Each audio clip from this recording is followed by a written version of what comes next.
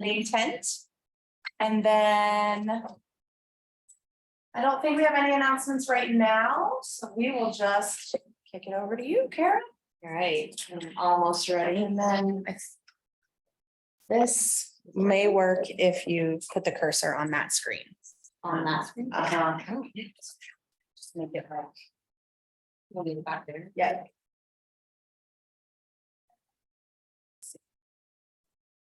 Then how do I, when I'm ready for them to see that, Drag, stop share, drag it over there, and then reach. So everything has to be there. Oh, that's that's like your dual monitor. Okay.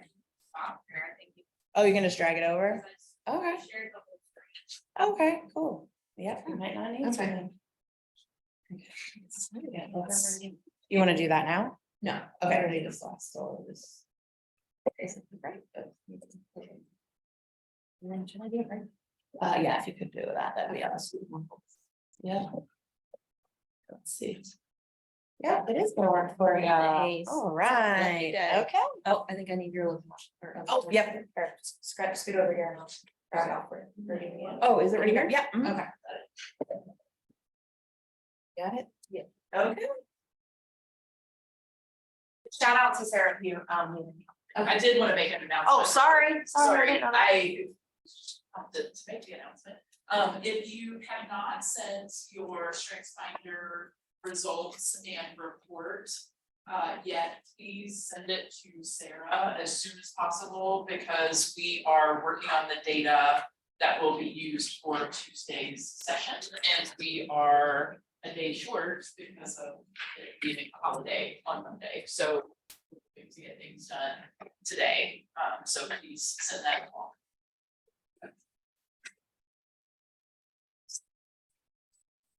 Right. Okay, we are good to go. Hopefully in Zoom land, you can hear me. If not, let us know. And Sarah will, please. Oh, there you are. Sarah will let me know. Okay. All right, so we are going to spend the next little bit talking about values and disability and a history of the movement. So we're going to kind of build on some of the things that we had a chance to start with the book club, but I know that some people have joined us that weren't there. So like a really quick version of that is that we talked about disability, the way we talk about it and how it influences the way that we think about disability, and how that also influences media portrayals of disability, and all of this being like interconnected in the experience of both being disabled and also things that you need to know working in the field where you work with people with disabilities and their families. So we're going to continue during this time to reflect on concepts of social justice within the disability movement. And then we're also going to do a little bit of history tracing, but I think you'll find that it's not going to be like, you know, in 1776, like this happened. We are going to talk about like when things happen, but we're going to take in the second half of this lecture, we're going to do a specific focus on deinstitutionalization of the movement intended to get people with disabilities out of institutions, but also realizing that we haven't quite achieved that outcome and what policies look like related to that. So kind of have a little specific focus. And then Jane Gerhardt is going to come back to you in the middle of September and do a more specific like policy focus. So then you're going to talk about like timelines of the laws so that you can have an idea of like when the Americans with Disabilities Act passed compared to like Section 504, which we're going to talk about today, and what those have in common and all those things, which is interesting to think about as we understand like how our thinking about disability has changed over the years and where, you know, we hope it'll continue to change for the better. So these are kind of my goals, and you'll also see in Canva, there's different, it's not like intentionally confusing to have different learning objectives, but the learning objectives that you see in Canva, I'm not sure if this was explained to you, but they're related to your competencies that you need to get achieved by the end of the year. And so sometimes the wording of those, so for example, one of the competencies is very like trainings will use person first language, like only. And if you'll remember when we talked about in our book club, there's variations of approaches to disability language, including identity first language, which definitely has validity. So, so those competencies actually were just updated, like they were just released a couple weeks ago, And I actually haven't checked to see if I hope they updated that one specifically. But so in future years, we'll see some different competencies, but those are what we have. So these, I boiled them down a little bit in the long list that you have in Canva. So we're hoping to define some more important concepts relevant to the disability rights movement. Specifically, we want to talk more about ableism, equity, belonging, disability justice, and intersectionality. We also want to talk about models of disability, which will be something that I hope you continue to apply for your whole year, thinking about the way that framing of disability can really impact the way that we think about it, the way we treat it, the way we support people. So this has a lot of useful application or implication kind of potential for you. And then last, as I mentioned, we're going to describe deinstitutionalization in the United States, or the effort to do that, and talk about kind of where we are with that. All right, so first up, we're going to kind of build the scene here of ableism, what it means. And so we got to start with the kind of the basement floor is that ableism is comprised of attitudes, but so is, so are inclusive attitudes, accepting attitudes. Anti-ableist work is also comprised of attitudes. So attitudes themselves aren't the problem, but they are really challenging to change because attitudes are stable, meaning when we look at people's attitudes over time as psychologists, we see that they don't change a lot. It's hard to have people change their attitudes. And one reason for that is we don't really have a strong awareness of where we get our attitudes from. So sometimes you'll hear people say something like, oh, they must have learned that at home. Sometimes I think we talk about kids in that way, but it's often not as simple as that. We take in messages from so many different places, including probably what we observed and were outwardly taught at home, but also our own personal experiences. We take in what the media tells us. So I kind of picture attitudes as like this ball of yarn that, it would be really easy if we could just, untangle it, point out the ableism, maybe extract that, but it's all a big tangled mess. And so it's really hard to get at the center of that and change it. So this is one really pulled out a snippet of, and this is an infographic of one study of one attitude. So this was from 2001 to 2006. So over a 5-year period, how did people's attitudes change about whether people with disabilities should have children if they want them? So in general, you can see that the bars go down, right? Meaning that in this 5-year period, and it's phrased a little bit weird. So how it's phrased is the percentage of adults who strongly disagree that those with disabilities should have children if they want. So, so if we're thinking about anti-ableist attitudes, we want to see that number go down, right? We want there to be less people who disagree that people with disabilities should have children if they want to. And so we do see that. We see that in this 5-year period, we see attitudes improve in terms of fewer people disagree that people with disabilities should have children if they want them. But what do you observe from this graph? Oh, and important to note, it's kind of small text for those in the back, but the green is mental health disability. There's a lot of greens. The far tower is mental health disability. The middle tower is intellectual disability. And the one closest to me is physical disability. So in the survey, they did ask people, what if a person has a mental health or psychiatric disability, like bipolar disorder or schizophrenia? What if the person has an intellectual disability? And then what if the person has a physical disability? What stands out to you when you look at this graph? Yeah, Julie. Just that there's less disparity between the intellectual and that change that much. Yeah. As much as Mm-hmm. Yeah, so two things. There was less stigmatizing attitudes in the first place, interestingly, but there really wasn't much change. It's remaining pretty stable over time. Yeah. Is that what you're going to say, Simon? Yeah, pretty much. Okay. And so we can see that the less stigmatized group with this question is those with physical disabilities, and then the most stigmatized group still remains those with psychiatric or mental health disabilities. And this could change based on different questions.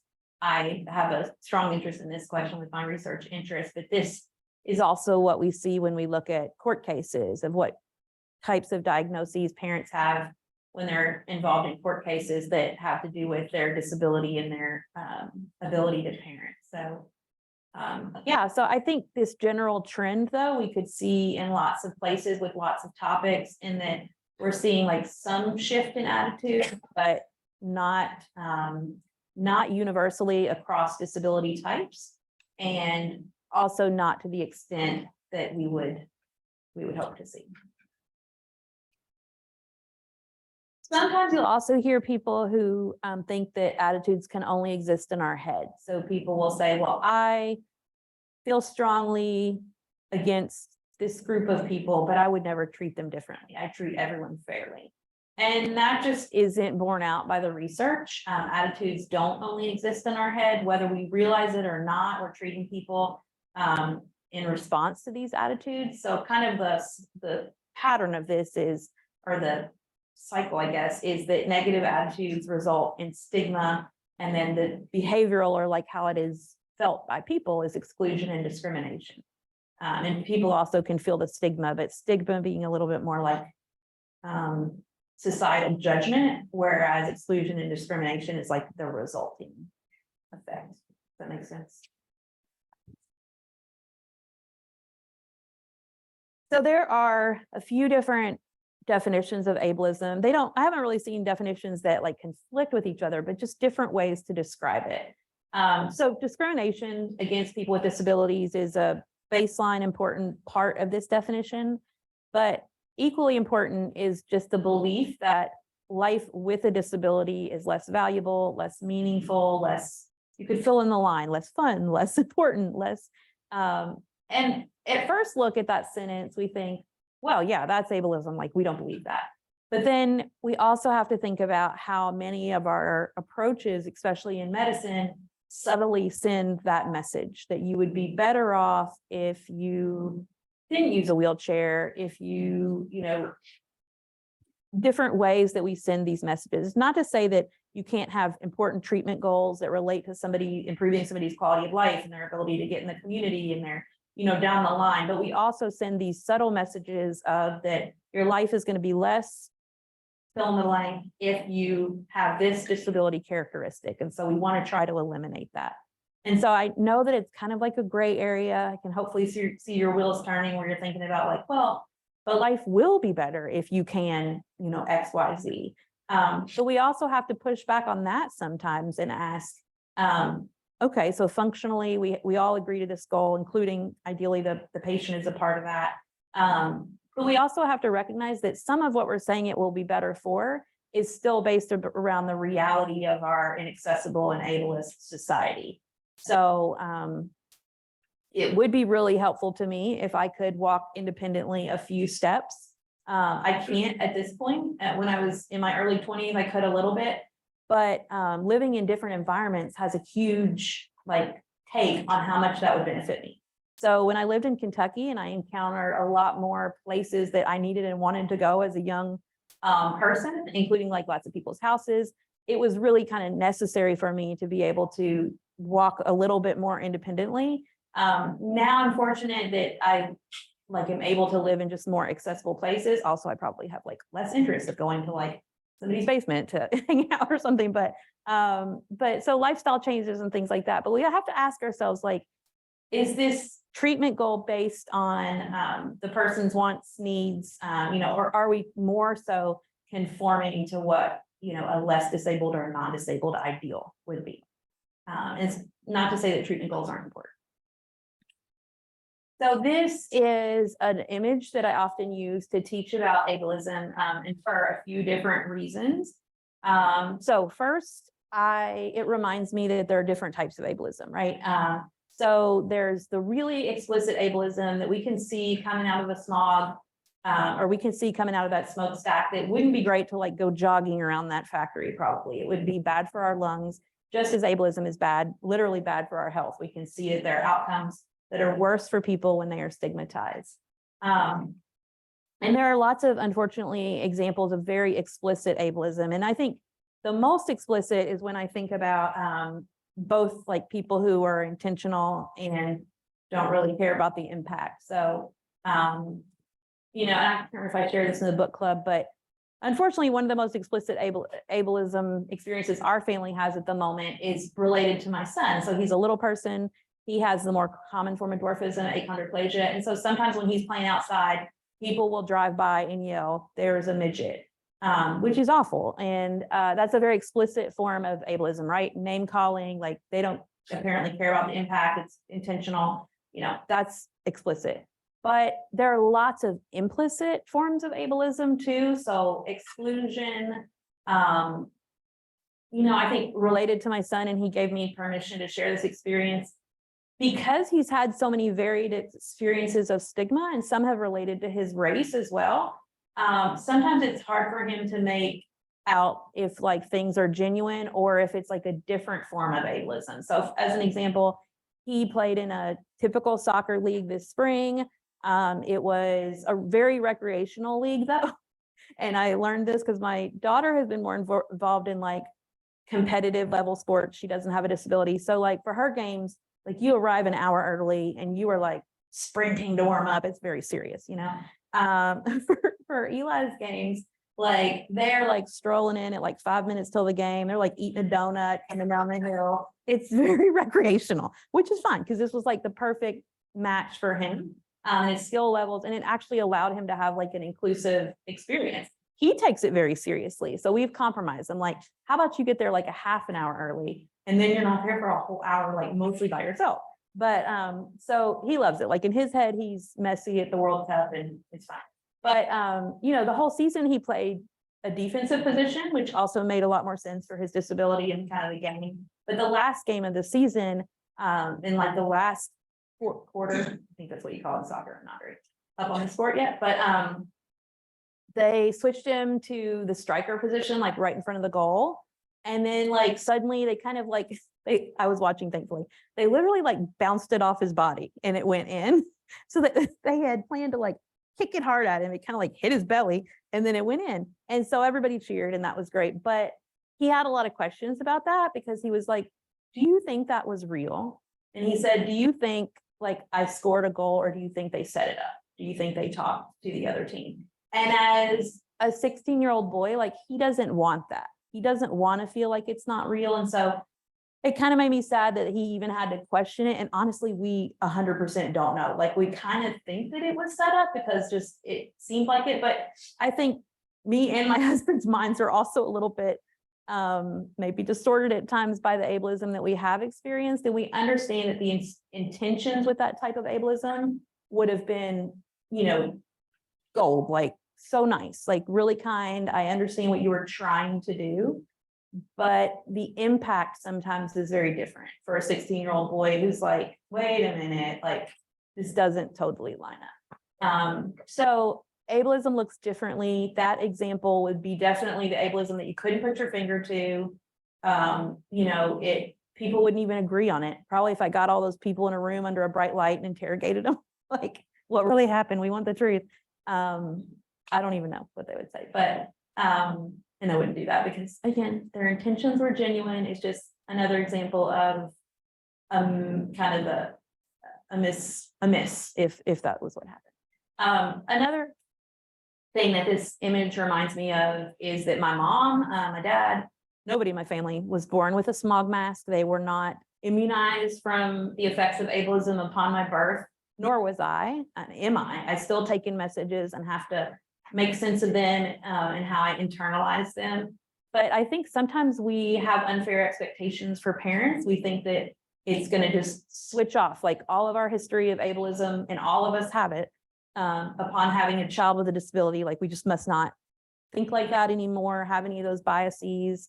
And it's really unfair in a way that we put parents of children with a disability in that position because we don't allow them the same room for growth, room for self-reflection and exploration that I hope all of us are taking, this year and beyond. It hopefully won't be something that you'll stop, but that you'll continue as well. So that is another component of this, is that we're all taking these messages in And I think what we talked a little bit more in depth about with our book club is it's not only what we see and we observe, but it's also what we don't see and what we don't observe. So in your media, the impact that it has that we never see anybody that has a leading role that is like dynamic and rich and complicated and not only centered on their disability. That sends us a message. If you've never seen a leading character in anything that you've ever been exposed to that has an intellectual disability, like that has an impact on the way that we form our attitudes. So equity is one of the goals that we're always working towards. And this is a different approach than equality, which would be giving everybody the exact same thing. This means taking a step back to look at what supports different people might need to have the same opportunity that you're striving for. And so this can vary from person to person, which can feel a little bit weird, especially if you're a very justice-minded person and you want things to be fair. This can, at face value, look different than that because you may be giving people different things, but you have to realize that the fairness that you're striving for is a fair chance at similar opportunities. So I like this image a little bit better than there's another one that floats around related to like boxes and an apple tree or there's a baseball game they're watching. But I like this one is a little more specific to disability and it indicates at the top. I always think of like a community grant program, maybe that gives everybody a bike to get out and exercise. But if they give everybody the same one, then it only really works well for one person there. There's two people there that are like making it work, but it's not great.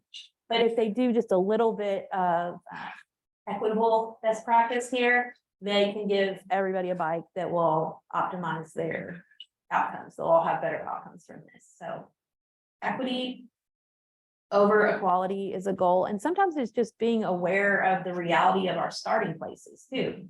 So, at the top is a track with all the blue, red, yellow runners in the same position. And if we're not aware that, the yellow runner is starting from a place of a longer way to go around, then we may look at the equity example and think that the yellow runner has a head start.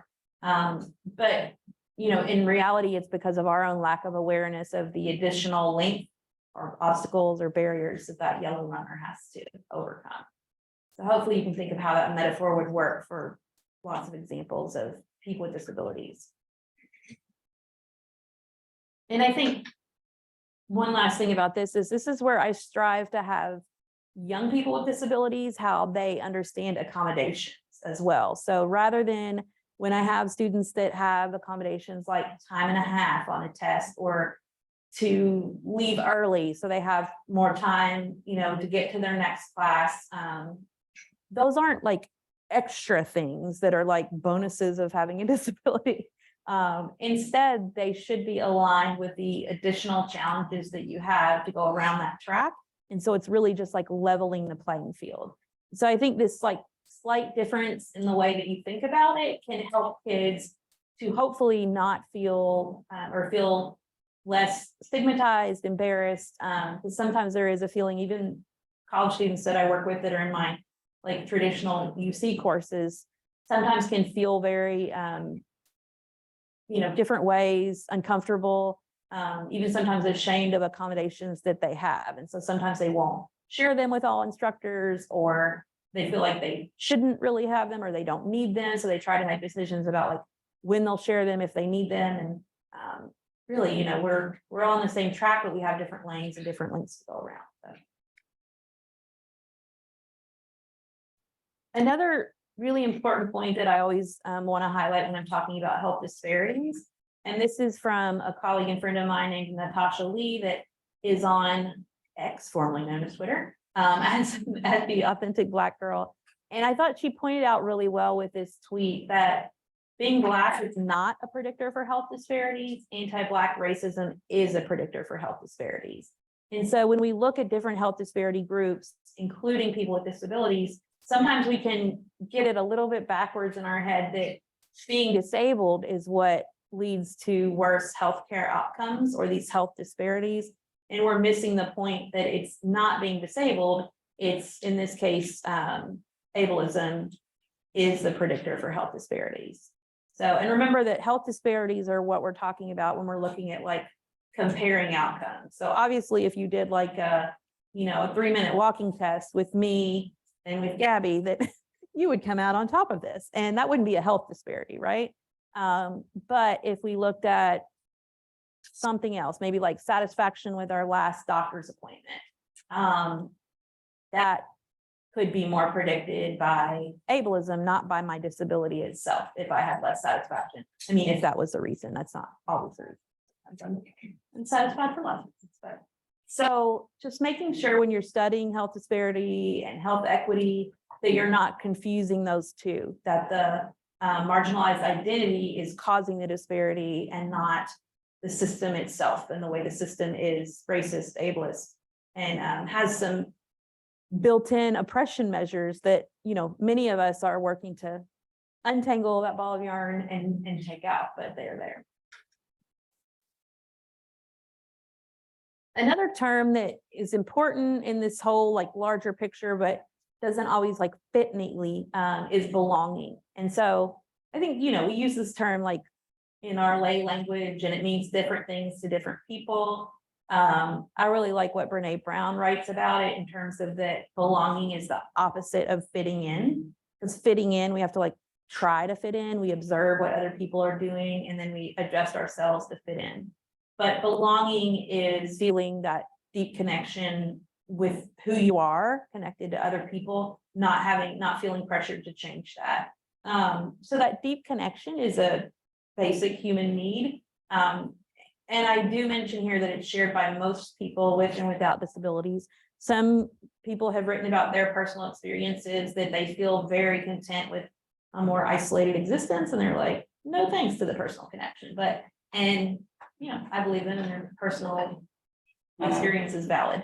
So that's why the most is there. But there's lots of components to belonging, and there's actually like a whole realm of research around belonging, which is super fascinating. I'm not necessarily like involved in that realm of research directly, but I think in maybe a broad sense, my connection would be like community acceptance and being a part of your community. And so these words that circle this belonging on this wheel include present, invited, welcomed, known, accepted, supported, cared for, befriended, needed, and loved. And so you can think about all the pieces that kind of have to come together for accessibility and inclusion for people with disabilities to feel these parts of belonging and to have these experiences. And they may not all be they're not all equal, and one doesn't make up for the whole wheel. So I think about how, lots of kids with disabilities in their schools feel very known because they stand out. They, lots of teachers know their names for various reasons, good and challenging maybe. So it's a common experience to feel very known, but it may be a rare experience as a person with a disability to feel needed. Because often we're put in we're more familiar with the role of needing help ourselves rather than of being the giver of help. I can remember I'm a little more used to it now because now we have a bigger network of like parent friends, like, our kids' friends' parents. But I can remember the first few times like being trusted to pick up one of my daughter's friends for practice. And I was like overly eager because I'm like, yeah, I'll pick her up. And, and a part of me was thinking like, wow, I can't believe they trust me to do this. But, which was weird because like I have my own kids that, they're fine. And but I'm not used to, I have had more experiences in my life where people would not have thought of me to ask to be the helper. And frankly would have also, oh, Rocky, you're taking off. Who knows? I mean, undoubtedly, some people may have had questions about putting their child in my care, my husband's care. Both of us are full-time wheelchair users, and for lots of reasons, maybe just lots of reasons. But so, yeah, I think the feeling of being needed is one that many of us strive for, and it is somewhat rare for many people with disabilities to experience. Also, befriended, a true friend, and what does that mean? Like, can you call that person after school or on the weekends? Or, I think there's that line too that many kids with disabilities experience. They may feel like they have friends during the school day, but like, who do they hang out with? Who could they get together with? So this is a complicated matrix that, you know, as researchers, sometimes we try to measure this, but I think as people, we need to be aware of it, that it's very meaningful and important to people in their everyday lives. All right, so I think I'm gonna pause before intersectionality, and because that was a lot that I gave you. What are your comments or questions so far with those pieces of the puzzle?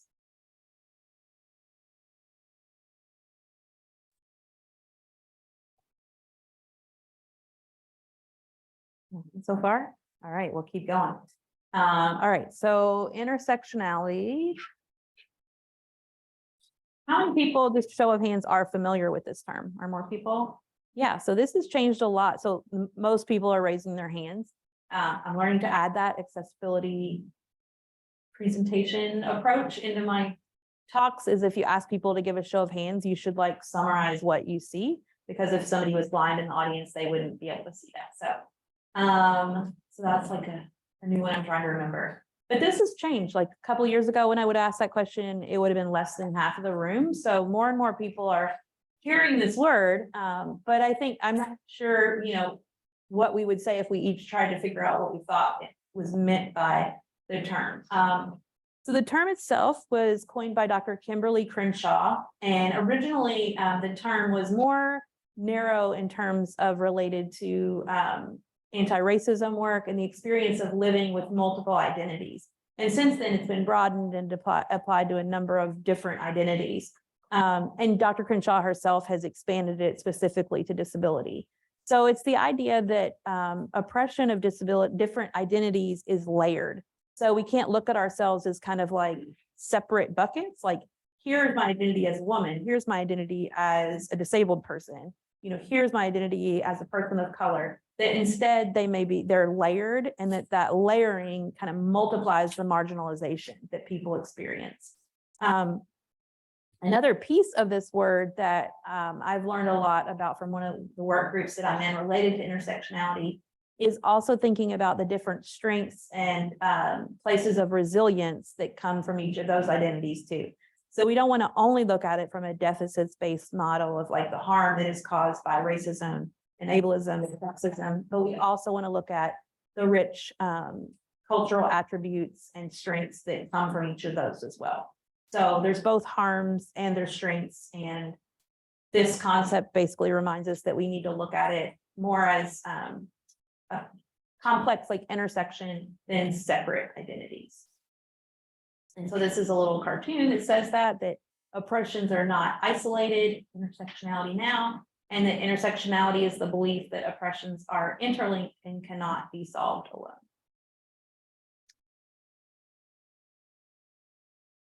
And so this is also talking about discrimination within discrimination. And so tackling those inequities within inequalities and protecting minorities within minorities.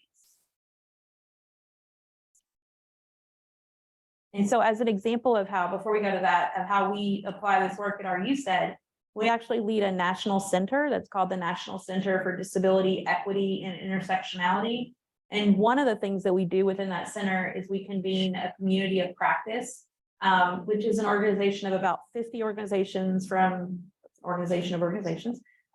across the country. And my goal, as when I started the organization to invite people into it, was to try actually to not invite disability specific organizations, because we have a lot of those groups, community of practices, where we can all kind of talk to each other. But I wanted to hear from different topic areas that definitely work with people with disabilities, but that's not their focus, so that we could learn from them about their areas of expertise. So the groups are really varied. We have groups that work with like Indigenous youth on the reservation. So they work with lots of youth with disabilities, but that's not actually the identity that they think about first and identify with. We have a couple of organizations that work with youth involved in juvenile justice centers. We also have an organization that works with adults who were recently released from the carceral system and are trying to get like reintegrated back in society. We have a number of groups that work on different aspects of reproductive justice. We have, it's kind of like almost anything you could imagine. And again, all of these groups definitely work with people with disabilities, but that's not their level, that's not their place of expertise. And what they do is not ours. So the idea is to come together and learn from each other so that we can take a more intersectional approach. And so related to intersectionality, disability justice is an actual like approach. It's not just, I think sometimes the word is so clear, which is good, that it can be confused that when we say disability justice, it's, you know, the same as saying like equal rights for people with disabilities or fairness for people with disabilities. When disability justice itself is its own theory approach. It's based on 10 principles or tenets by a group called Sins Invalid. And they have a really cool, easy read guide that breaks those 10 tenets down if you want to look further into this. But I have highlighted a few of my favorite tenets, if you can have those.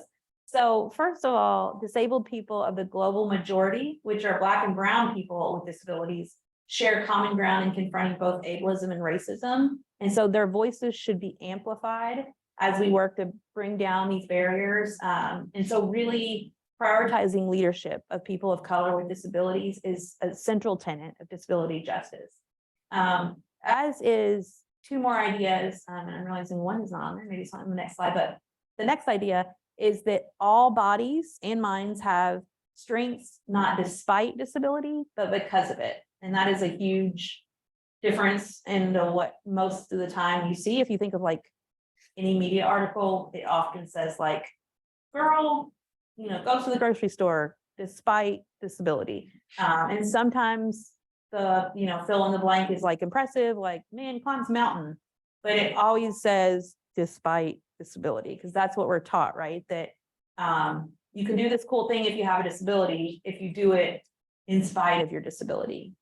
It's even hard to think about how journalists would write, you know, it differently. But I think the problem with that overcoming kind of mindset is, and I can give you an example of, I gave a talk a while ago to a group of nurses. And one of the nurses explained that growing up, she had a neighborhood friend that was missing his hand. And she said that, you know, they grew up and they went their different ways. And then she found out that her neighborhood friend wanted to become a nurse. And she said at first she thought, well, there's no way you can be a nurse. You need like two hands to do this and that. And so then she said, but he did become a nurse. And she said, you know, yeah, he was always able to just like overcome everything and do all kinds of things. He could figure it out. And so as I asked her more questions, I started getting the sense that she really didn't think that this carried over to anybody else who was missing a hand. For example, I asked her, so were you reflecting on like the bias that you initially had when you heard that somebody, you know, that you knew without a hand wanted to become a nurse? And she said, oh no, I just knew that he could do that. She said, but I know most people couldn't do that. And so this is kind of the problem that we have with like the overcoming mindset. And you can picture that article, right? Like man becomes nurse despite not having hand. Is that it didn't help her be more accepting of people with disabilities. And to be totally honest, like if she becomes a nurse manager one day and a nurse comes to her who's missing a hand, I'm not sure that she will give that person a fair chance, because she was pretty hard set in her beliefs that like, no, most of the time you couldn't be a nurse with one hand. He was something special because I knew him growing up and he could do it, but most of the time you couldn't. And so that's really the problem with a lot of the overcoming ways that we try to teach, or we, you know, in society kind of learn about disability, is it doesn't change people's overall understanding of disability. We just think that that one person is special or unique, or and they are, but it doesn't help the bigger picture. And then the last one, which maybe I didn't put it on here, I don't know why. No, interdependence. I really love that one because we have so much pressure, especially as disabled people growing up. You hear that a lot on a lot of your goals, you know, in school and with your voc rehab counselor, independence, right? And I understand the striving for that, because you want that in a lot of ways. But the reality is all of us here are interdependent. We all, I mean, unless you're living off the grid, which I think anybody is, then we are all interdependent. It's just that non-disabled people's reliance on others is more acceptable. So, nobody thinks that you are incapable because you aren't handling your own trash every week. Somebody's picking it up for you and you're not required to, compost. So all the things that you get help for, if you're a non-disabled person, are just built in societally. And some of it, you even see the exact same thing that somebody's getting help for.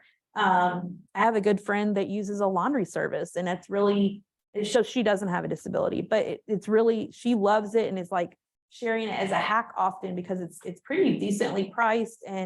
But I think about how like society frames that kind of help getting as like a life hack, right? And that we're making the most use of our time. Whereas I've literally seen providers and parents questioning whether young people should be able to move out on their own because they can't change their own bed sheets, like alone, independently. And they're like, that's the only thing that we're stuck. And I'm like, we figured out everything else, but you can't change your own bed sheets. So like, can we get some help with changing the bed sheets? That doesn't seem like that should stop a person from, in both these cases, two completely separate cases that I was involved in.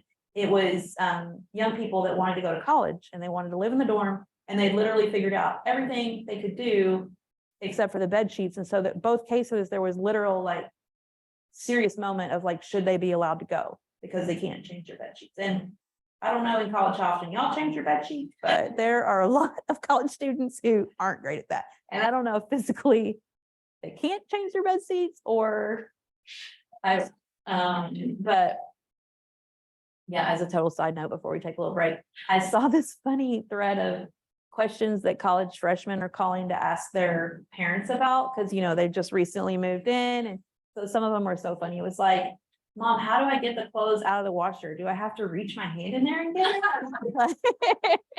Yes. Yeah, and I had never done a load of laundry before I went to college because the clothes were in the washer and dryer were in the basement of my house, so I couldn't get to it. I don't know if I'd like seen the process. So that was interesting for me too. Another really funny one was the girl called from the grocery store and said, where do I find the pasta water? She wanted to make pasta. And she was looking for like the pasta water to boil it in. And honestly, I was probably close to that bad too. Like I couldn't see the stove very well in my home kitchen. Our kitchen was really tight. So I also had like never cooked anything on the stove. I had never crossed the street when I went to college because in Kentucky, we don't have a lot of, in my town, we still don't have a lot of sidewalks. So I just hadn't had that opportunity of like reading the crosswalk sign that they hopefully have. But I went to Wright State. We have a Wright State person, right? Is our Wright State? Yeah, Sarah was one. Yeah, we have a couple. So that intersection right out in front of Wright State, Wendy's, is it still across from there? Yeah, so like it was like a weekend thing to walk from your dorm to Wendy's. And I did other fun things, more fun than that. But at that point, they did not have a crosswalk sign. So it was just my judgment of figuring out how to get across and like when to go and how fast I could be. And it was very dicey at times.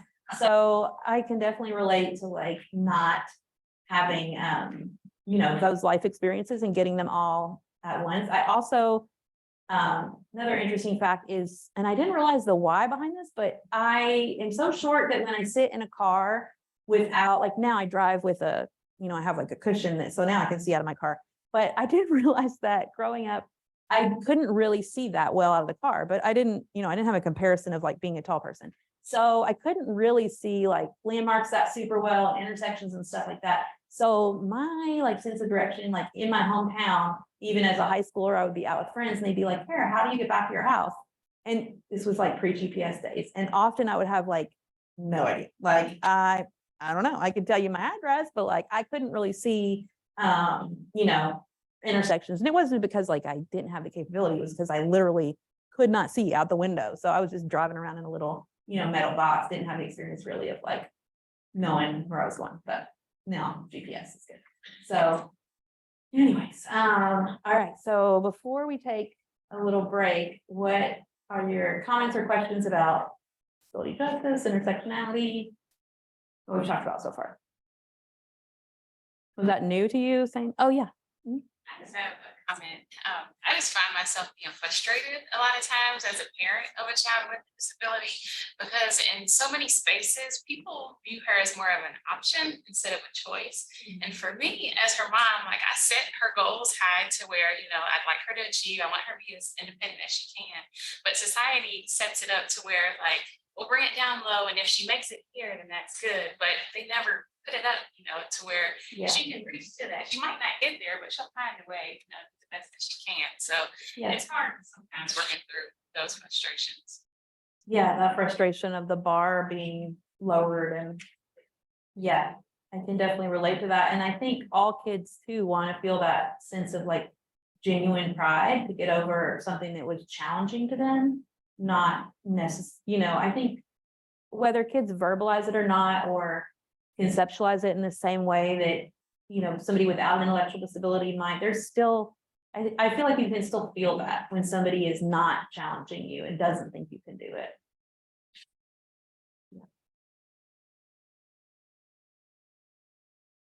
Anything else? Yes, sir. I am very much really and all that I am no, I want to I want to Yeah, even if it's a little harder for you, you want that challenge, right? Yeah. Yeah. And I think respecting personal choice too is important. Sometimes I think there's some really cool, like innovative programs where they're figuring out ways for people with disabilities to do things that, you know, that we haven't been able to do in the past. And sometimes I think it's like both funny and also beautiful expression of like self-choice, that like some of this stuff people don't want to do whether they have a disability or not. Like I don't really have an interest in climbing a mountain. It's really kind of like you want to carry me up it, but not for me. Like there's all other stuff I'd love to like figure out, but my son is not a outdoorsy fella and definitely not. So he has learned to swim like somewhat against his will for safety measures. But this summer I was looking into a youth leadership program with him for kids with disabilities. And he didn't quite qualify. He was like on the young end, and it's a big age range. It's like 16 to 28. And so when they were giving us feedback about like, well, his interview, you know, didn't match up this year, but we encourage you to try again next year. But this year, we think that you should do this new program, which takes kids with disabilities scuba diving for 7 days. And Eli's face was like, oh my God, are you going to make me do that? And I was like, well, Eli's not much of a scuba diver. So we'll pass, but we'll try again next year for this program. So yeah, I think realizing that we want to do things, even if it's harder, that we want to do, that self-choice and self-determination is important. Okay, so why don't we take, How long do you all usually take for breaks? Is 5 minutes okay? Okay, why don't y'all take a 5-minute break, come back at 5 till, and then we'll start with it.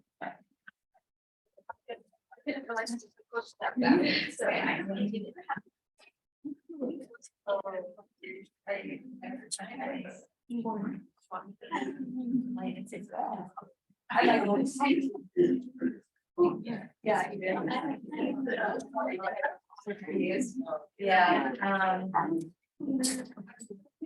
Did any part stand out to you? Were more interesting? I don't know. Yeah. So the disability part. Okay. Would it help in, so you have the slides in Canvas, and maybe I can send you like 3 main points. Is that help? Yeah. Okay.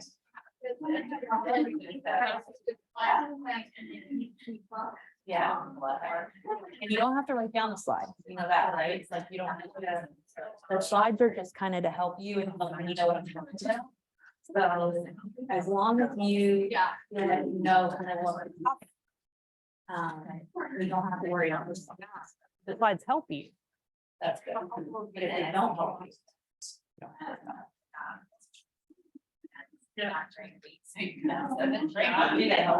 That's it.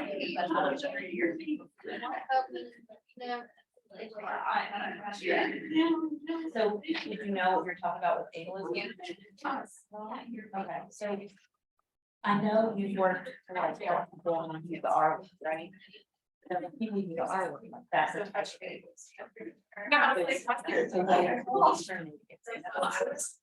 Treat them unfair. Yeah. So we'll start there and then build like other words, kind of like vocabulary, like learning different words to talk about. Like a scripture, just because you have a Yeah. Yeah, and I can answer any of your questions about that, to help you understand about maybe in a wheelchair. How our disabilities are different, but also how we have some of the same things. Yeah, we ask good questions. Yeah. And then I think it'll start coming together.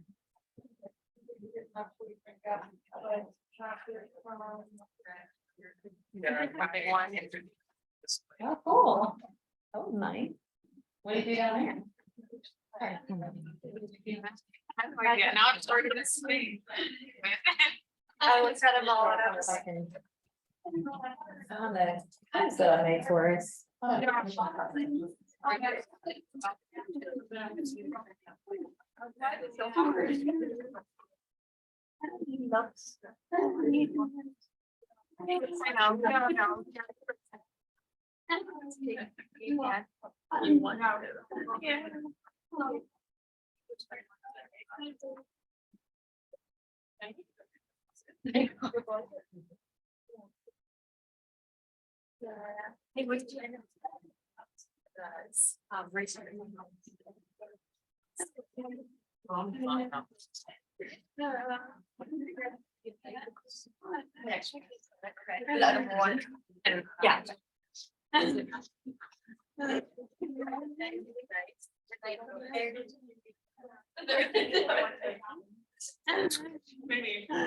Yeah.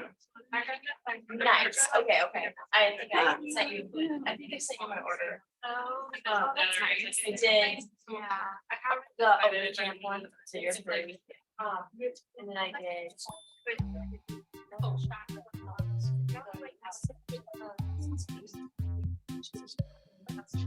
And then I like that. Yeah, they had some. Yeah, I don't know what else. We all just.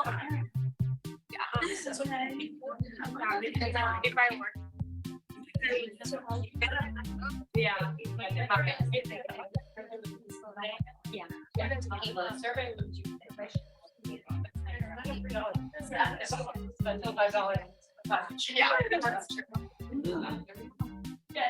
The whole thing, What you want? If you just said it, so I'm not sure.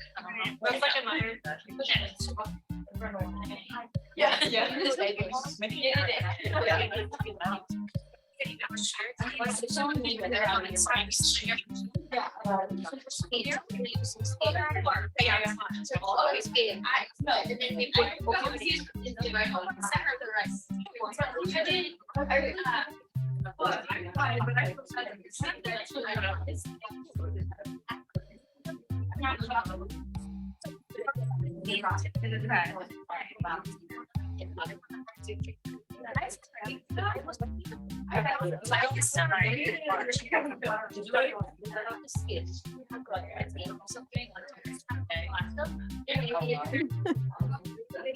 Oh, yeah, put him over here.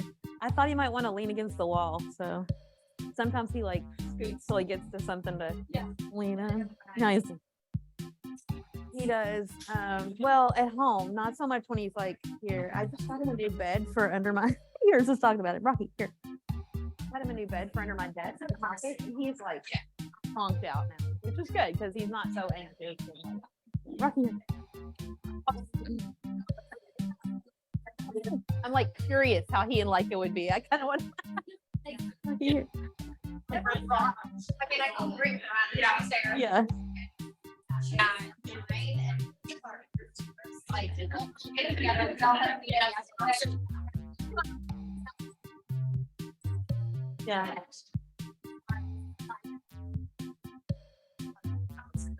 Yeah. like, I don't care about it, it's like, I just want to. You'll have to tell me when one of your meetings is. I could come to like the end, maybe, not to disrupt your meeting, obviously. But yeah, Trinity and he went to school together, so they were in the same. Rocky, down. Yes, this will be an. Yeah. Yeah, have y'all planted that Ron McDonald yard? Yeah, it's. We were all like I don't even think it was my firefly, it's very, yeah, yeah. The gate is like On it, so. Where do you take it out over here? They took out the. Oh. I think that was the best way. yeah, I just walk him. I go outside and we go right around the corner to the first spot where there's grass. Yeah. Okay. No. Yeah. And we're not here usually long enough to. You are being ridiculous now. Come on. I put new cards in his vest because next month is Service Dog Awareness Month. And I noticed on his card too, when his like. Yeah. Yeah. Yeah. Actually, I have. Yeah. I'm gonna take him to a rock. Okay, rock. Sit.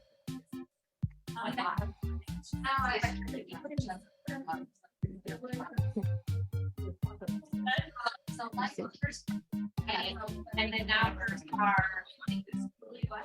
Three. Hey. Here, I got cards for you guys. Thank you, Faye. That was one of hers. I never did, like, can of companion. Oh, those are cute. Yeah.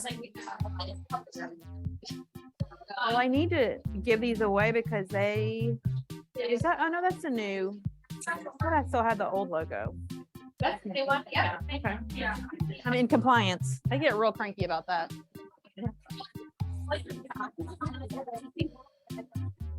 I know. Yeah. Right. So. Yeah,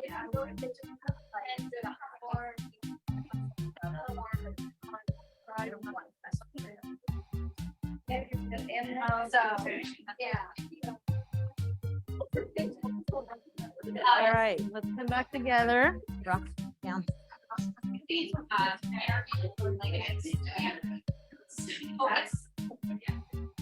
All right. Let's bring it back together. Oh, told me to point at this. I do not know what's happening.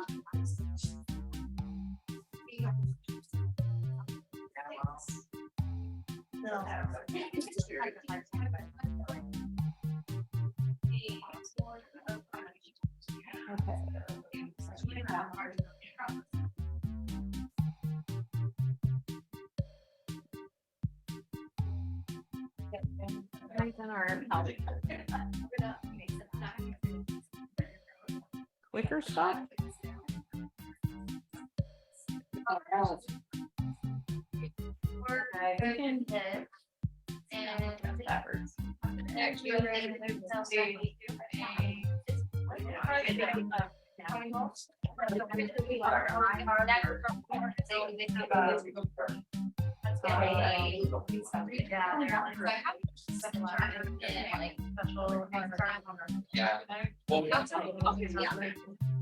Okay. Let's bring it back together. We got a clicker mouse. We got to do the best we can. Okay.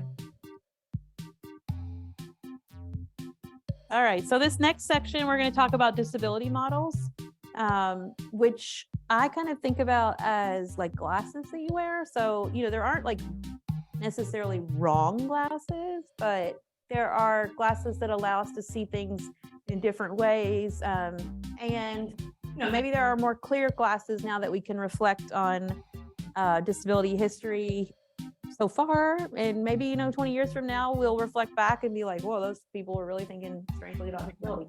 But so remembering that disability models are human-made frameworks, so there aren't ways to like test like which model are we using. These are human-made, but they do reflect history and context. So as we look at different ways that kind of society shifted, and we're mostly looking at kind of Eurocentric United States society at this point, we can understand that, oh, okay, well, when we thought about disability in this way, largely as a society, it led us to do X, Y, Z. And I'm going to give examples of what those X, Y, Z are. But so it guides people in their treatment of disability. And so first up, we're going to talk about the moral model of disability, which is often cited as the oldest model of disability. And it's the idea that disability may be associated with sin or shame. It is the idea that if people largely used to believe that if you did something wrong or your parents did something wrong, then you would have a disability. You still see this sometimes. I don't know, politically, people in Kentucky feel very differently about Mitch McConnell. But among those who don't like Mitch McConnell, you guys know who Mitch McConnell is, right? Okay. If not, Jane is going to teach you. So he is the minority leader of the Senate. And so if you didn't catch like yesterday in the news, he seemed to have some type of like neurological event that happened while he was giving an interview. And so what I mean by that is like they asked him a question and he kind of like froze. And he looked up at the air, his eyes were doing something very specific that indicated like he was having a neurological event. And so it was a very like Kentucky way that his press person responded to it, because as soon as he kind of like came to out of this episode that he had, she looked to the next person that was going to ask a question and said, you can ask the question, you can ask the next question, but speak up. That person didn't speak up, which was really funny because I'm like, we could all tell that it was not just a case of him not hearing her. But so some people's commentary about this event, if they don't like Mitch McConnell as a politician, was kind of like, well, karma. So karma is a moral model, or not karma itself, but that belief that like, oh, because, I feel this person is bad and does bad things, and now they have this disability. And so most people are thinking most neurologists who are commenting on this are thinking that what he had may have been something like a seizure, possibly like a stroke incident or something. But regardless of what it is, it's not our place to diagnose him. The idea that kind of his like moral failings from somebody's view has caused him to now have this. Another example that I've seen across media is if you know Abby Lee from Dance Moms. So Abby Lee is now in a wheelchair and has like a number. I'm not exactly sure what her disability is, but she's in a wheelchair. And so some people have said the same thing, like, well, that's what you get for treating those little girls so bad. And so that's a very moral model way of thinking about disability. In my own family, my like roots, my mom's family is from very like Appalachia, like Eastern Kentucky. And so my mom's grandmother believed that the reason that I was born with a disability is because my mom had seen a snake while she was pregnant with me. And snakes are, to my grandmother's culture and religion, represented like evil and sin. So it was almost like your fault if you saw a snake. For what it's worth, my mom does not remember seeing a snake. But that was her belief. And that's, and that caused like kind of a fracture in our family because my mom did not agree with her framework of disability, her model of disability. So this image on the side here was an advertisement in the Cincinnati newspaper many years ago. It says, "The feeble-minded are the hub of our wheel of vice, crime, and pauperism." So basically meaning the feeble-minded, which is a very outdated term for someone with an intellectual disability, are the center of our problems. And then it has like a caricature of somebody who may have facial features of an intellectual disability, and it's labeled Cincinnati's problem. So you can see that this was a very like, so in thinking about, if we think about disability with this approach, how are we going to treat people with disabilities? Hey, Kara. Right. I'm sorry to interrupt. So exclusion, This is Sarah. segregation, like we think that people brought it on themselves in some ways. So this led to a lot of institutionalization. And when I talk about these models too, I try to give like up-to-date examples because it's not as if they're fully in the past. I mean, hopefully you could see the connection between a lot of prison pipeline experiences that people have. You know, many people arguably are in prison very related to their disability. And so it's not like these are in the past, but largely as a society, I think in many ways though, you know, many people, most people questionably don't think about disability from a moral model mostly anymore. The charity model of disability is also one that we talked about in the past, but it's still very prevalent. So this idea depicts people with disabilities as victims of their circumstances.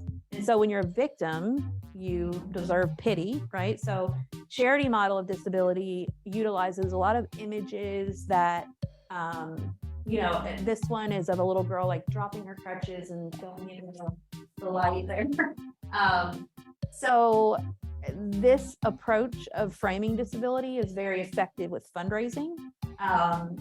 And it is still very much used today. I mean, if we look at media examples and we look at the comments section, you can still see the charity model is a way that a lot of people think about disability. So with the charity model of disability, how would we as a society treat disability? Sorry, I tried to stay on Zoom, but I think Kahoot is still up, so people on Zoom can hear like the timing, background music. Okay. Let me close. That's probably, Yeah. it's like Jeopardy too. Yeah. It's very dancey. Okay, I think it's off now. So let me know. Yeah. Somebody said, is there a way to turn this off? You're good. Okay, Thanks. all right, thank you. All right, we will hear that music for real in a little bit, but yeah. Okay. Oh, okay, so charity model of disability, how might we as a society, if we embrace that, what are we gonna see?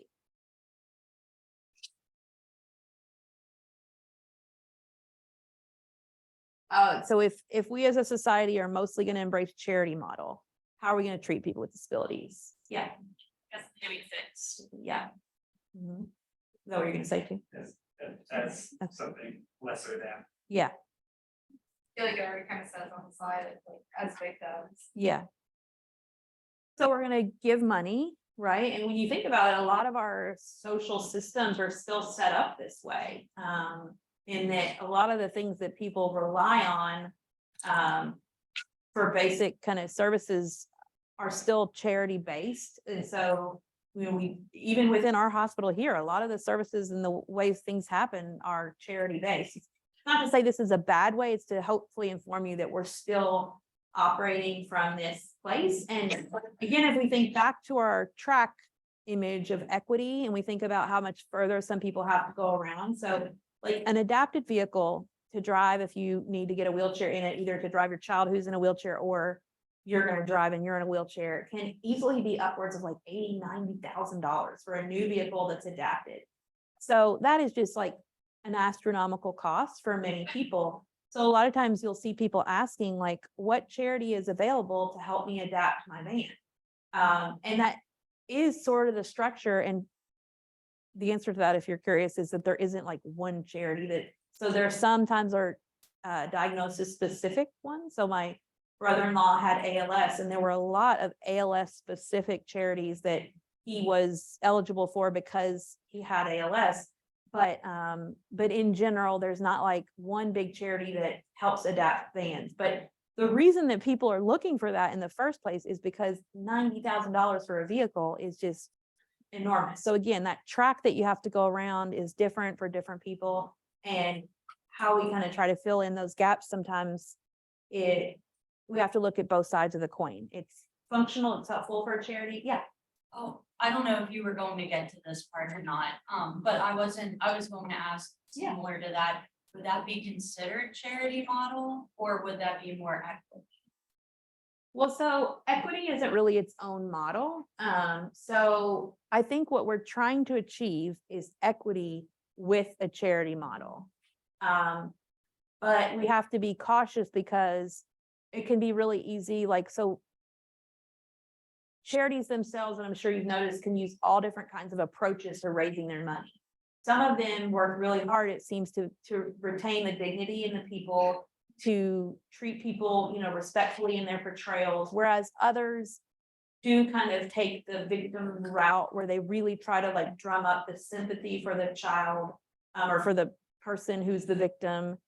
And it's really hard to argue against that because sometimes it results in more money. But at what cost, right? You're also perpetuating and peddling that victimhood where you're not going to hire a victim. If you're an employer and you're a boss and you've got like 3 candidates in front of you, the one that stands out to you as a victim is not probably. So it's a really good question as to where equity fits into this. Yeah, and there's a good comment I just saw in chat too, as broken individuals. So charity model, you know, we think of, again, needing to be fixed. All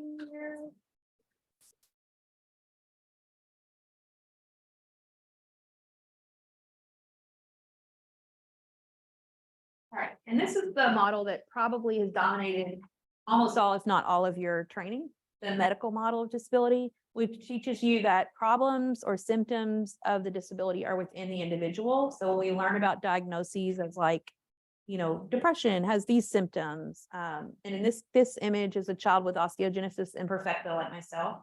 And they frequently used, I think we're trying to move away from this, but they might, I'm sure they're still in some textbook, these styles of medical images to teach about different characteristics of different disabilities. So you can see in this image that the child has like a triangular shaped head, which is common of our disability, has bowing of the limbs, has a barrel chest, our ribs sometimes like flare out. So this was like the reasoning to use these images. It was also thought that if we put the black box over the face, then we provide some anonymity. Interestingly, like a lot of especially rare disease communities are small world enough that like we're all like, we know that Jenny, like I can still tell that's Jenny. But and so I don't know, it provides for that, but also there's a dehumanizing impact, not intent. Nobody put the black box over the eyes intentionally to dehumanize this child, but the human ability to like connect with an image that we see allows us to kind of like see human to human. And so when we learn about kids with disabilities who already look differently than our bodies do if we're a non-disabled doctor, and then we don't connect with their eyes, it can very quickly go to like an objectification that we're not seeing this child as a child, we're seeing this child as a patient with osteogenesis imperfecta, which is different than a child. And there's also the impact of like, you know, partially clothed, and actually a lot of these images in textbooks, they're not wearing any clothes, which, you know, has another dignity facet that, you know, unless you're actually studying a disorder that has characteristics related to genitalia, like I'm not sure the purpose of that other than not being very thoughtful about presenting them in a humanizing way. Yeah. So I know you had mentioned like a lot of textbooks being pulled away from like this model. So in what would be considered like a more modern textbook, like, what is going to be their approach? Like what is the better model? Yeah, good question. That's a perfect segue into, oh, I don't know what that is or how that happened. You're watching this from somewhere.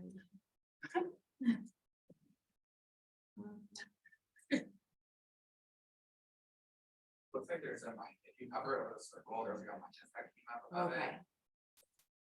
Thank you. You gotta like keep it the X like old school. Okay.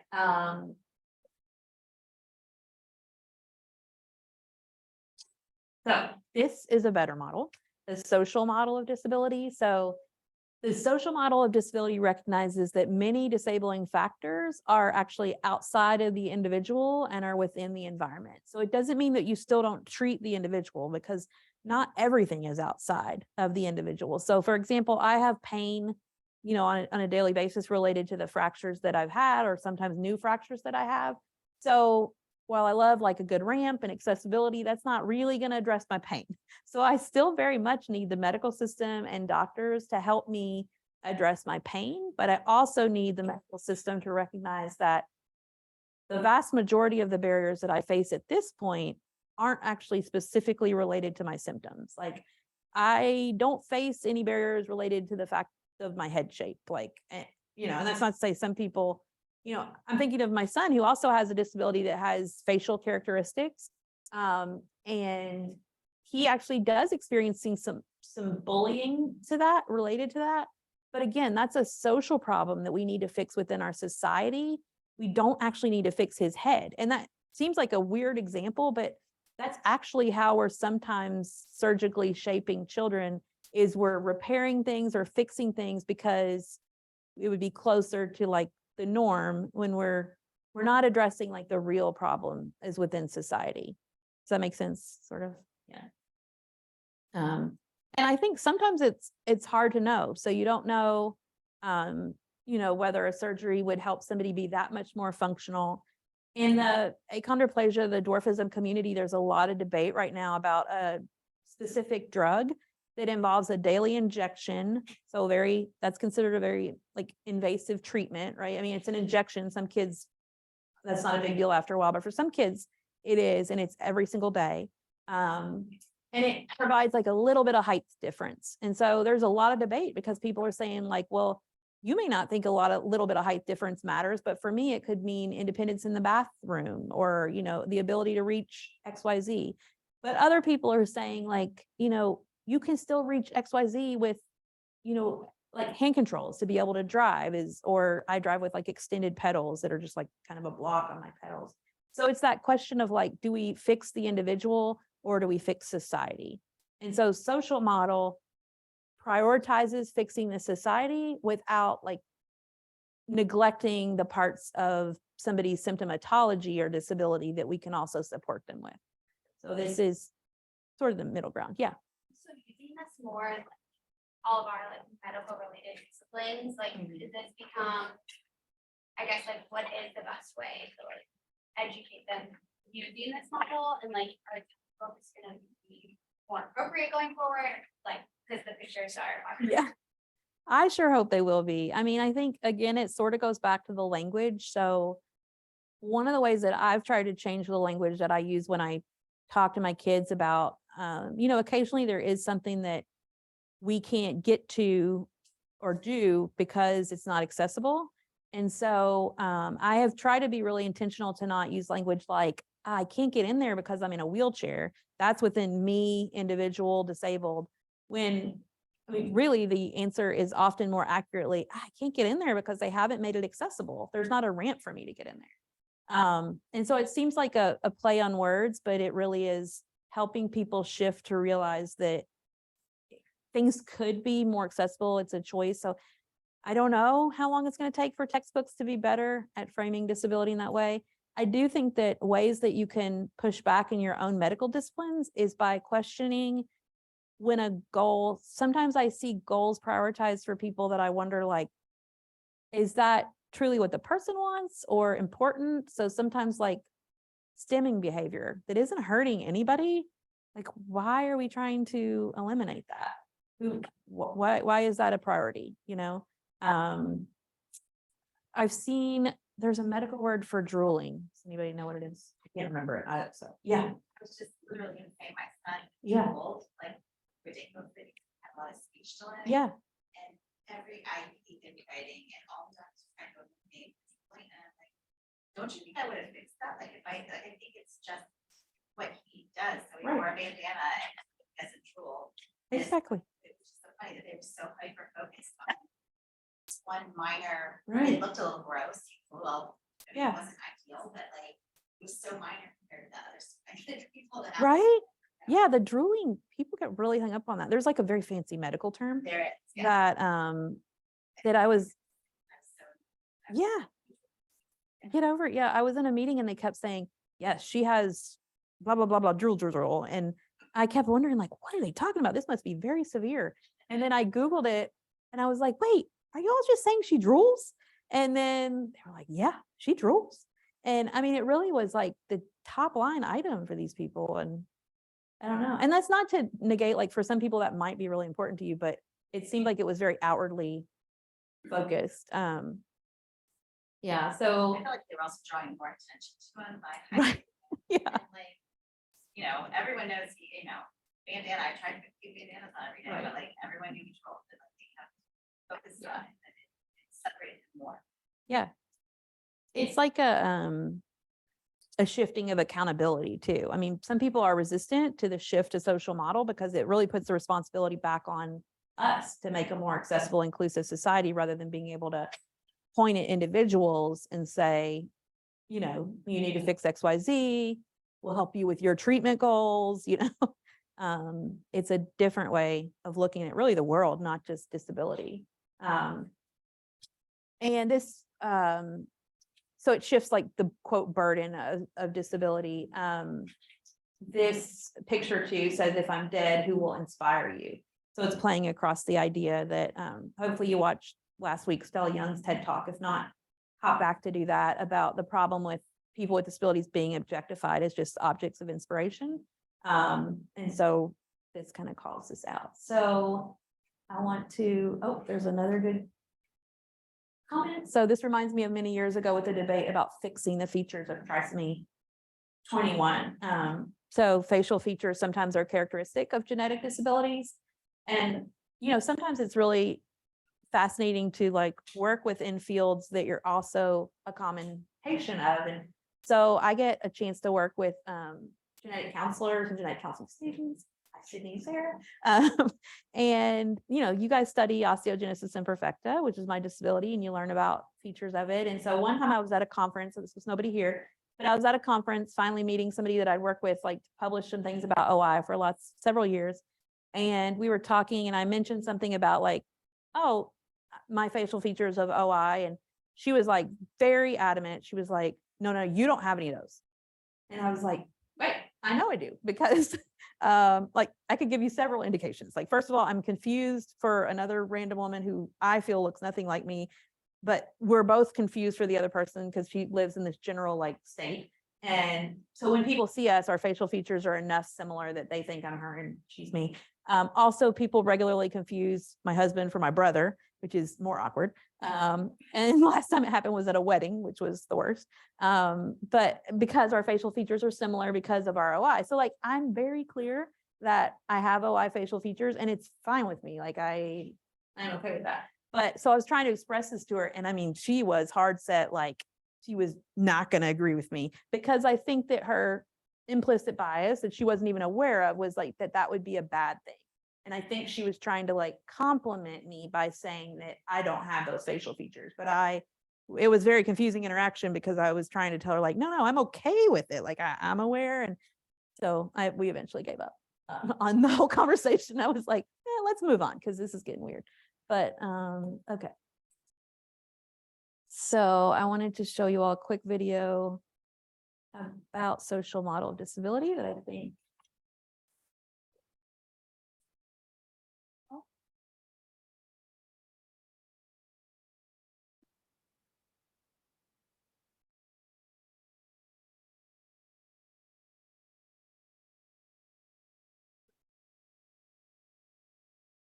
Actually, I think I'm going to keep going and I might drop it in.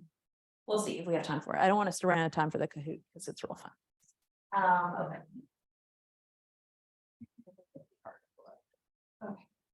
One more model that I want to tell you about, even though there are more models, but I want to tell you about the cultural or minority model of disability. And this image is of a mixed ability dance crew.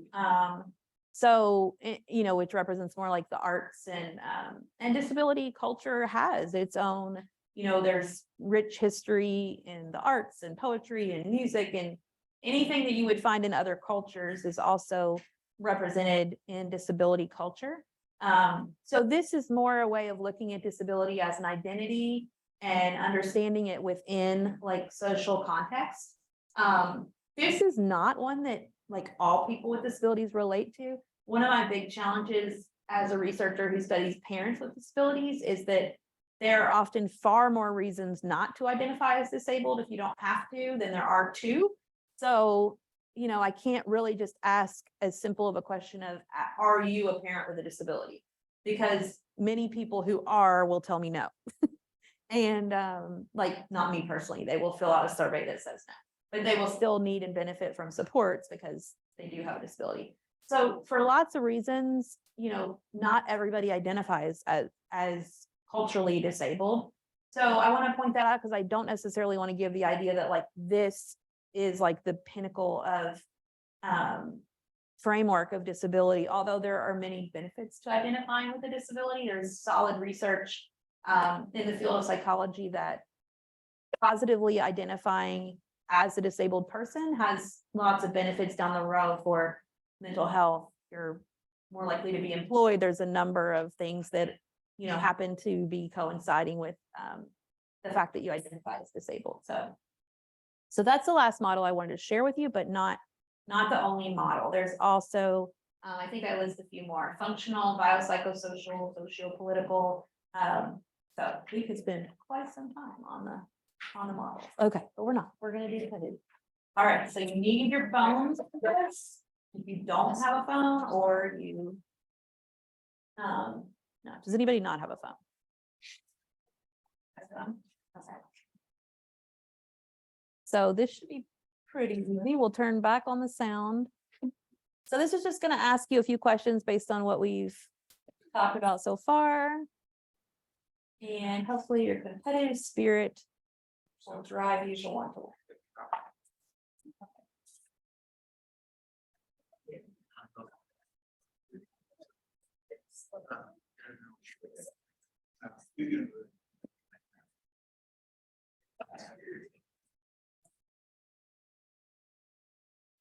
Here, let's hear.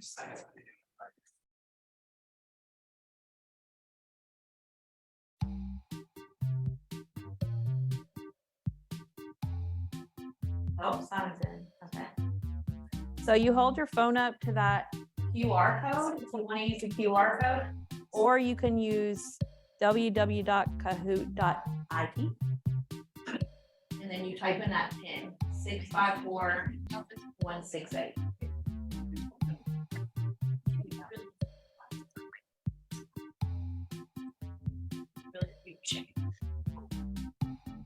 All right, now there are, I will warn you,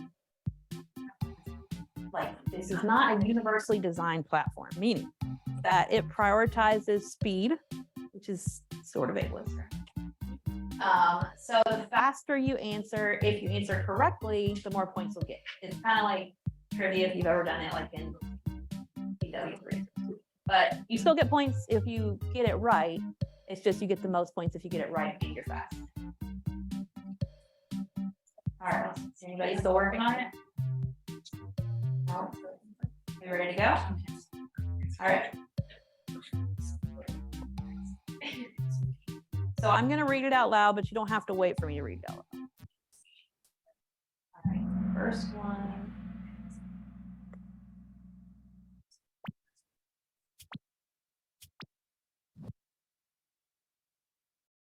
Okay, almost all training healthcare professionals receive is based on which disability model? A, functional model. Oh, A, red functional model. B, medical model. Yellow, not a model. And green, social model.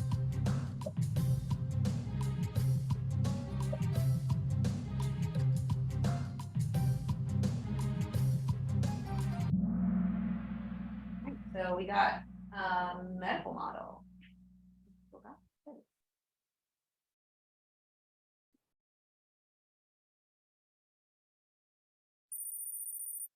Oh, we got Simon at the top.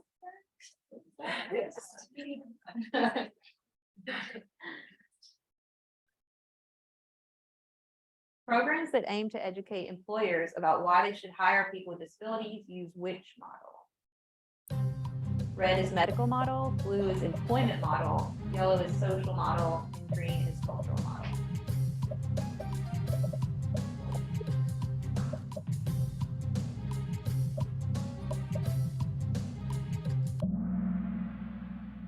Right, so more variety here, but social model would be the most accurate fit because when we're training employers about why they should hire people with disabilities, we're trying to break, understand their biases and kind of bust their myths about what they don't understand, because there's solid evidence that people with disabilities can be good employees. So we really just need to like re-educate them to understand that.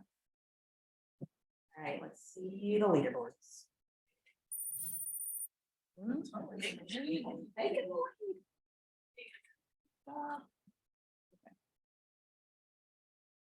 There are 4 models of disability. Blue is true and red is false.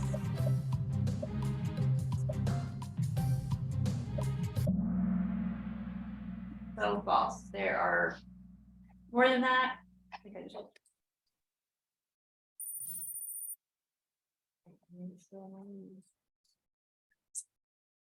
Question 4. The belief that disability is a curse is an example of which model? Red is cultural, blue is medical model, yellow is cure model, and green is moral or religious.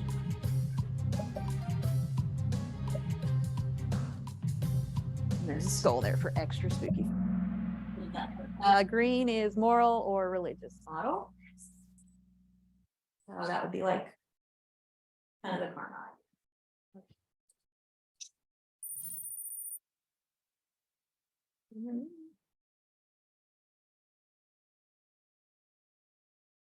A community center with multiple locations needs to cut down their hours for budgetary reasons.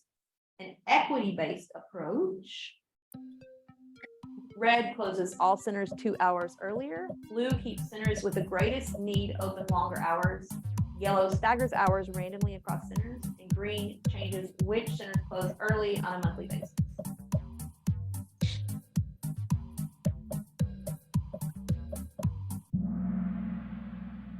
All right, so that was fast, I feel like. Keeps centers with the greatest needs open longer hours. So thinking again about equity, sometimes it's going to feel like we're giving more to some, but we're looking for that equality and opportunity, or in this case, need. So we need to spend a little bit more time than just randomly assigning hours.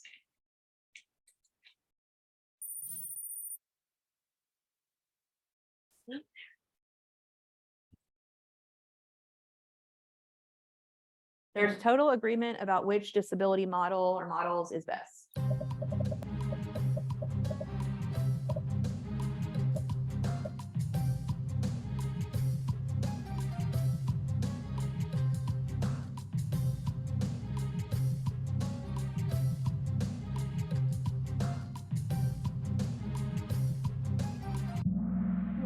That one's false. It's not so much like a model is best, it's that it's helpful to consider which model we're using so that you can understand how to respond better.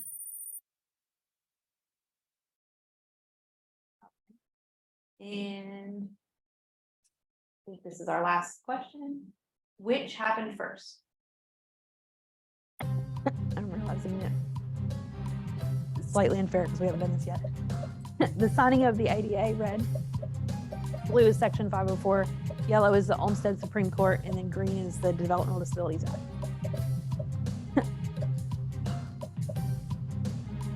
All right, we're all over the board on this one. But it was the Developmental Disabilities Act, which interestingly is like kind of why you're here today. It was what these programs spun out of. So that one preceded all these other ones.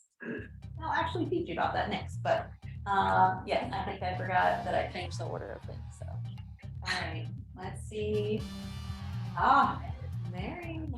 Oh my gosh, we have a deep road, Mary. Oh, Carrie, good job. All right, no prizes, but okay. They are cute. You're like a little. Oh, okay. All right. Good job.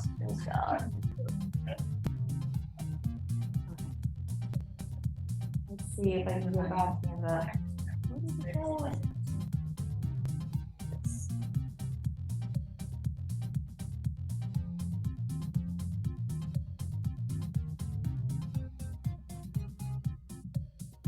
All right, so as promised, a little bit of disability history, and this is going to lead you into Jane's talk, and Jane joined us a little bit ago. So you're going to hear more about these policies, and also, I think even more interestingly, you're going to hear about today's people and positions in government, so that you can envision like how all this has come to be multiple times, actually, because there's more than one law that we're talking about, which is pretty fascinating if you think of all these different people and all these different political motives working together for anything right now. But and we are going to have a little bit of a focus on that deinstitutionalization.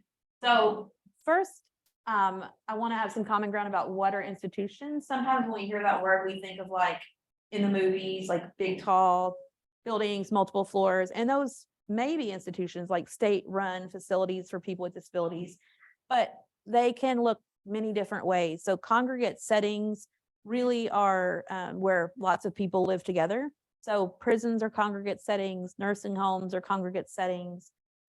In some ways, hospitals are congregate settings. So congregate setting in itself is not like a bad word or a bad thing. As we saw in COVID, it has all sorts of risks for infectious diseases like COVID. So there needs to be, so people are at greater risks of certain things when they live in congregate settings, and they often deprive people of essential freedoms. So sometimes even group homes, which may have only 4 people in them. So maybe, in some ways looks a lot better than a large institution, but it totally depends on how that group home is run. There are now rules in place, really recently, formally, officially implemented rules that say things like group homes have to allow people to decorate the rooms how they want. They have to be able to have access to a snack at various hours, not only at like breakfast is 7 o'clock, and if you miss it, you can't have any food until noon. So there's now some specific rules that try to ensure that people have the essential freedoms that they need, even if they live in more of a group setting. In Ohio, intermediate care facilities are another term that's used to describe institutions and nursing homes. And ironically, I live right next to one in Mason. So it kind of is a very stark reminder that, and that one in Mason is for kids. Most of their residents are under 18. And I think sometimes we wish or think that these institutions are like little mini children's where, the nurses are coming in every few hours to check on them, and they have their occupational therapy and their physical therapy. And this is not the reality of many of these places. Unfortunately, there's a lot of reasons why, including some like staff shortages and things like that, but there's a significant lack of any type of engagement in many of these settings. So kids are spending lots and lots of hours alone, in a room alone, in a bed alone. And so this is still happening in Ohio. I think sometimes we think about, when we talk about deinstitutionalization, we think it's in the past, and it is still very much happening right around us. So we do know, with lots of research to tell us, that people with disabilities are almost without exception have better outcomes when they move out of institutions, which is why a lot of our policies always kind of have that in mind across time. And we've known that for a long time, but again, we just haven't quite been able to achieve that goal as we'd hoped. Institutionalization itself has been deemed a violation of civil rights, both in the United States justice system, the Convention for the Rights of Persons with Disabilities, or the CRPD, which has been accepted by over 100 countries across the world. Interestingly, for political reasons, it has not been ratified here in the United States, but and one of the reasons that some people say, well, we didn't need to ratify that because we already had the Americans with Disabilities Act, which it's based on. But in that document, it says that all children have a right to a family. So institutionalizing children is in violation of that worldwide agreed kind of civil right. This is a photo from Willowbrook, which was one of the institutions that kind of like blew the doors off of people not realizing or not thinking about what was going on in these settings. And Willowbrook was just one of many institutions, but what Geraldo, interestingly, found when he went there for like an expose was he found, really just horrific conditions people with disabilities were living in. They had been experimented on by intentionally given different infectious diseases to test different treatments on. many of them were unclothed, just like horrific conditions. And it really allowed the public to have their eyes open to what was happening. But it was, as is so many things in disability policy, I think still so slow to move across time. So as an example, Willowbrook opened as a state school in 1947. By 1955, Willowbrook had already reached its capacity, so of 4,000 residents, and it began to overfill from there. 1960 was the first documented case of outbreaks of various illnesses, including hepatitis, measles, and it was killing, massive numbers of residents. And this, again, Willowbrook is like kind of our case study, but this was happening in other institutions. My hometown of Frankfort, Kentucky had the state school there, had a state school institution there because we're the capital. And so they still have like a mass grave where people aren't even identified because there were so many people dying from these conditions and they were not even taking, making the effort to identify them by a headstone or even any records. So 1972 was when that investigative TV report by Geraldo came out and really sparked concerns. And if you have a sense of like kind of the civil rights timeline too, hopefully you can think about how this would overlap in terms of the public having a higher kind of interest in different civil rights issues. And so that spark kind of happened at the right time or a good time to make some movement. But it wasn't until 1987 that Willowbrook finally closed. So really took a long time, especially given this, like this was the institution that sparked the outcry, but still it took that long to finally close the doors. And so this is another timeline if we kind of like zoom out from Willowbrook and we think about how that overlaps with other big policies that support people with disabilities in lots of ways, but we're a little bit thinking about it through the lens of community living. So again, this was your trick question that actually was totally accidental. Sorry about that. That 1963 was the first law. The Developmental Disabilities Act was signed into law by President Kennedy just 20 something days before he was assassinated. So one of the interesting like historical things is the DD Act was one of the very last pieces of law that he signed. It very easily, just 3 weeks difference could have easily fallen by the wayside in the chaos of all of that. And we may have a very different landscape for our focus on developmental disabilities that our work has specifically.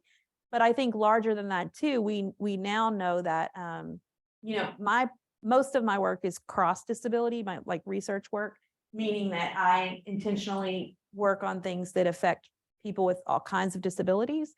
But even in that work, we realize that people with intellectual and developmental disabilities are often kind of lost in the process of understanding issues if we don't also specifically make sure that we ask questions about their experiences and that we make things accessible for them. So I think it's, even if we look at it from a cross disability perspective, we still need that focus on developmental and intellectual disabilities, which kicked off in 1963. And then 1973, there's also an awesome video that I really, really hope you will watch in the Canvas section. It's called Drunk History.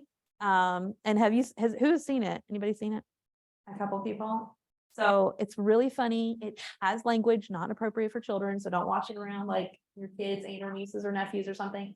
But it is really a funny way to like understand the series of events that took place leading up to the signing of 504. And I promise it is like one of the more interesting historical events because it involved like not only protests, but sit-ins and all of this really interesting. And if you haven't seen Drunk History, they basically are like telling a story in history while drinking. So the way it comes out is kind of funny, but the actors actually are, many disabled actors were used for the filming of it, which is another big plus of the piece. So I hope you will check that out. But 504 in a really basic way said, hey, you can't discriminate against people on their disability. And then people started thinking, whoa, does this mean like in school?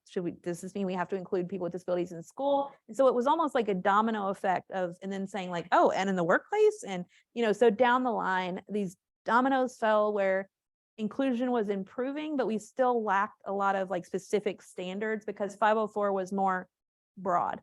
And then along comes the Americans with Disabilities Act, 1990.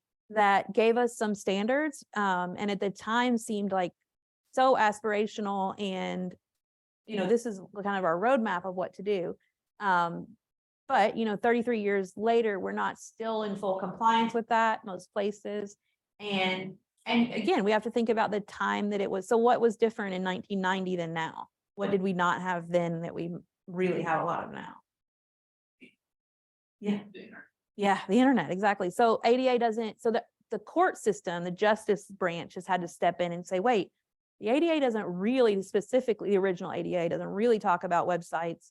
So like, do we have to include that? And so the court system then steps in and makes decisions that have meaning. And then there have been like update amendments to the ADA. But one really important court decision, and so note that this is a decision instead of a law, was from the Supreme Court, the Olmstead decision. And so this was by two women that were living in an institution and said, hey, we don't want to live here. We want to live in the community. We didn't commit a crime that said we needed to be in prison, and we feel imprisoned. So the Supreme Court came down with a decision that said you should have a right to live in the community. You shouldn't be forced to live in an institutional setting. The challenge with that is that there's still this big gap between, well, you have the right to live in the community, but what happens if you can't find affordable and accessible housing, or if you can't find the nursing care that you need to live in the community? So there's still this big question mark of, to what extent do states and the federal government have to provide that? And so there's still lawsuits related to Olmstead where people are saying like, my rights are being violated because I can't live in the community. And so one way that the system is trying to address this is called the final rule. So HCBS stands for Home and Community-Based Services. And then you see CMS there, which is Centers for Medicaid and Medicare Services, but basically the Medicaid office in the government. They published what they call the final HCBS rule. I don't really know why they gave it such a dramatic title, but it basically means that when I mentioned the rules about group homes, it sets specific standards about what community living means. And so for a group home to be considered community living and to be able to receive Medicaid dollars, it has to follow these certain rules. And so with the implementation of this rule, it's basically saying to institutions, hey, if you want your Medicaid dollars, which is how you get most of your money, you have to make this place a community living experience, not an institutional experience. And so there's a fair bit of debate around that, especially in some of the gated communities. So some family members of people with disabilities have kind of like pooled their funds and said, hey, we want to build like a farmstead, and we want to have all of our kids with disabilities who are now adults live on this farmstead and tend to the farm. And that would be fine with private money. People can do whatever they want with private money. But some of these places have also said, and we want to accept Medicaid dollars so more people can come live here, and we can keep this place going. And that's where the government is trying to figure out, well, wait a second, these farmsteads don't allow certain freedoms often. And they might be like a gated community, meaning you can't come and go as you please, which is a piece of community living. So those are the debates that are still ongoing to figure out what is true community living, what kind of freedom should we allow, and like the interpretation of that. And I think a lot of my questions around that are more targeted towards the individual. Like, how did we make sure that all these individuals wanted to work on the farm? I know I like chickens, but waking up at 5 a.m., I would not sign up for that. So if somebody put me there, so that individual choice, self-determination is a big piece of it. So this is like a lot crammed into one slide, but Jane is going to talk to you a little bit more about some of these. And she's also going to add in IDEA, Individuals with Disabilities Education Act, to talk to you about how education fits into this. In addition to just the better outcomes that people with disabilities have, like related to health, socialization, number of psychosocial outcomes like self-esteem.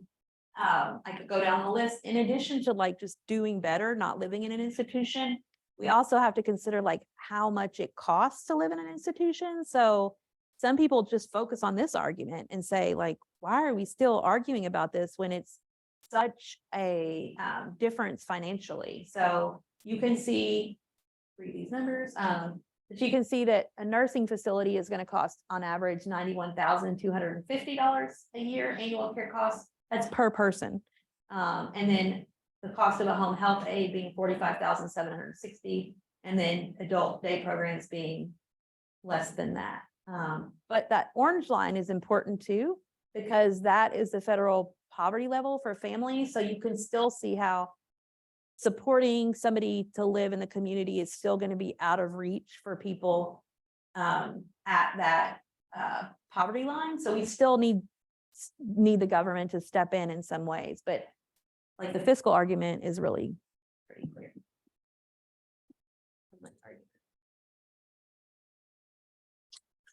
If you were a person who's just like dying to read more about COVID because you didn't hear enough about it, I wrote this report on the risks of COVID and what we need to do differently in the future. I won't say next time because that's not something I want to think about. But so this report was for the National Council on Disabilities. And what they did with this report is they asked for really specific recommendations for each like branch of the government. Like what can HUD, which is the housing branch, like what should they do? And so some of the recommendations we gave them was, well, we need more accessible affordable housing and we need it now. And then what we also found out was that people were building accessible houses in quotes, but nobody was actually checking to make sure it was accessible. So literally when renters were moving in, they were like, what do you mean this like unit on the third floor without an elevator is accessible? And that was a literal example because apparently there's rules about like you need elevators in places that are more than 4 stories or something, but they were able to count it and advertise units as accessible that were not in any way. So we gave recommendations to like everybody under the sun about what they needed to do differently.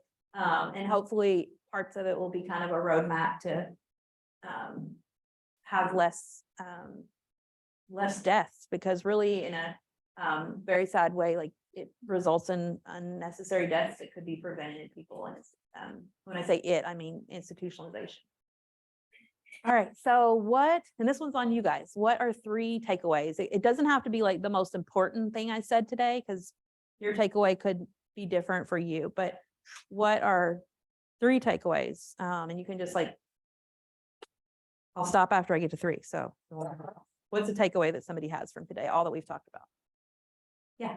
That we still have a lot of work to do regarding like increasing ableism in our society and getting affordable housing accessible to people. Yeah, we still have a lot of work to do. Yeah. Models of disability are changing and it's not one size fits all. It's very much fluid amongst people. Yeah, totally. Thank you. Sydney? I think I had really used a lot of the models as like a hierarchy, like one being better than the other. Mhm. Some are kind of inherently, Yeah. but they're just kind of less used to. Yeah. For sure. And you can definitely work from more of a, like if I had to describe my work, it's probably more from a social cultural model perspective. But being able to see the other models a little bit more neutrally can help you help people move around the way they think too. Yeah. The beauty of interdependence and not labeling success by independence. Yeah. That's really a hard one to push up against sometimes because people really love that independence word. And even our, I mean, that's not even to mock, like even our independent centers. So are you all familiar with Centers for Independent Living, CILS? So these are in every community. They're federally funded, but they're actually in the community to help people with disabilities. And I mean, literally their whole naming is Centers for Independent Living. So I mean, even the disability community really loves that word too. So, and that concept more than the word. Well, I'm really excited that I was able to kind of like start heavy with you guys. I don't come back again for another lecture until ethics, which I think is in the spring. But I'm still gonna be around. So if these topics like interest you, bring up questions, you want to know more, you can always swing by my office. I'm here most Tuesdays and Thursdays if I'm not traveling, but also you can find me like through my contact information, which is usually on these slides. Did I leave it? Yeah, there it is. Okay. So, and you have these slides on Canva if you want those. And if you watch any of the videos, watch maybe the drunk history one. And then if you decide to watch two, watch the social model one, because it's like a play on social model. It's basically like, what if the roles were reversed and the world was made for, not the majority and for the, so it's kind of a funny, and it's only like 4 minutes. So, all right. Thank you all.